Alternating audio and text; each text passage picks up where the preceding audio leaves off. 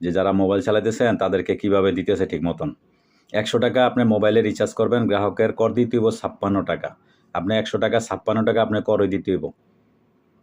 তাহলে এবার বুঝেন, আপনি 43 টাকা আপনি 100 টাকা যদি রিচার্জ করেন 43 টাকা আপনি ব্যবহার করতে পারবেন।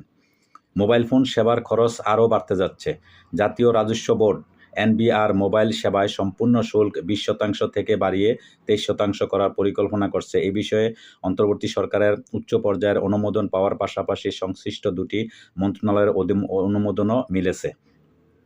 2024-25 অর্থবছরের বাজেটে মোবাইল সেবায় সম্পূরক শুল্ক 15% থেকে 20% করা হয়েছিল। বর্তমানে 100 টাকা রিচার্জে গ্রাহককে দিতে হয়। বর্তমানে মোবাইলে 100 টাকা রিচার্জ করলে সম্পূরক শুল্ক, ভ্যাট ও সারচার্জ দিতে হয় 28.1 টাকা।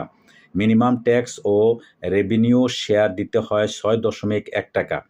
অন্তর্বর্তী সরকার সম্পূরক শুল্ক আরও 3% বাড়ালে কর দিতে হবে 56.3 টাকা, যার মধ্যে সম্পূরক শুল্ক, ভ্যাট ও সারচার্জ কাটবে 29.8 টাকা। মিনিমাম ট্যাক্স ও রেভিনিউ শেয়ার কাটবে 6.1 টাকা।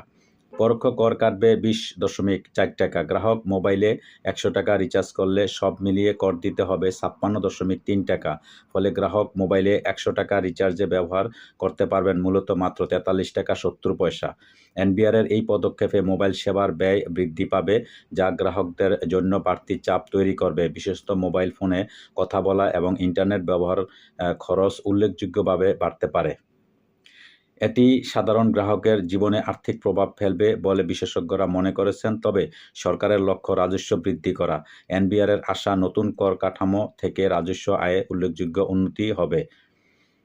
রাজস্ব আয় বাড়ানোর জন্য সরকার এই ব্যবস্থা নিয়েছে, কিন্তু দর্শক, যারা সাধারণ মানুষ যারা মোবাইল ব্যবহার করবে তাদের জন্য খুবই দুঃসংবাদ।